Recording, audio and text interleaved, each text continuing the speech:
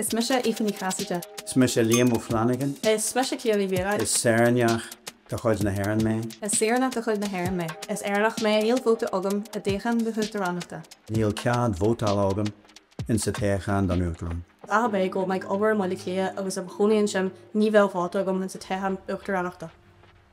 Tá dtocháin na uachtaránachta teanúlainn darna sa Cead a couple seachtain eile agus go fáil híon níl vóta ag Mr. Tuaiscirt na muir le sé chundé.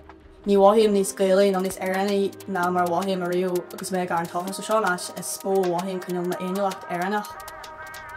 Sin bhfuil cura uachtarán taithe agus náró Cead agam sa vótáil na mágú a cháardú ar son den uirbí ins na dtoghcháin sin.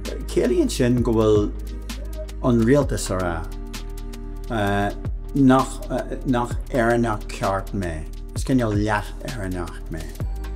Tá sé ionta aiste rá nach iad uachtarán na hÉireann doíire cinnstad sogamsa ach tá cairde agam agus tegann siad as tíirnam asca agus antain mar sin an fleitecht ar fad atá géist agus gur airnach mé ghfuil pás na hÉireann agam ach go fáil níl vóta agam níl gach agam rilé ó dheas.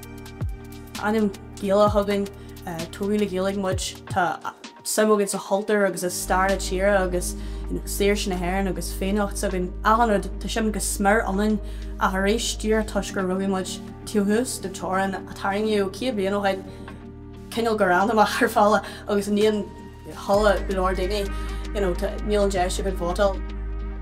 De réir bunreacht na sé an dtoghcháin ar atá ag an uachtarán ná éire eile.